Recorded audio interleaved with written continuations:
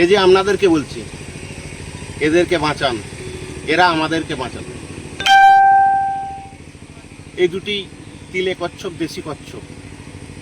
বিশাল বন্যা গেল, বন্যার পর ডেঙ্গির প্রাদুর্ভাব হতে পারে, কারণ ডেঙ্গির মশা বন্যার পরেই আস্তে আস্তে জন্মায়। কিন্তু এদেরকে বাঁচান, এরা ডেঙ্গি প্রতিরোধক। তার কারণ এরা বিভিন্ন জলাশয় বা ছোট বা বড় জলাশয়ে ডেঙ্গির যে মশা, সেই মশাগুলিকে খেয়ে পরিষ্কার করে। একটি কচ্ছপ সারা রাতে প্রায় 1টি থেকে 2টি পুকুরের ওই মশার লাভাকে খেয়ে পরিষ্কার রাখে। আর এদের নিয়ে একটি কুসংস্কার প্রচলিত আছে, যেটি হলো ডাক্তার নাকি বলে যে এদের মাংস খেতে রোগ সারবে মানুষের।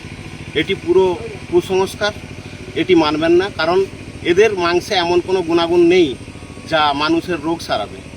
টোটালটাই কুসংস্কার। আসলে লোভী মানুষ খেয়ে নেওয়ার জন্য এইসব কুসংস্কার ওটাই। এদেরকে মারবেন না, এদেরকে বাঁচান। ডেঙ্গি থেকে যদি বাঁচতে চান তাহলে এদেরকে বাঁচান। আমরা এই দুটি, একটি ক্ষীরপাই থেকে কাল আর একটি ফোড়ার থেকে উদ্ধার করেছিলাম।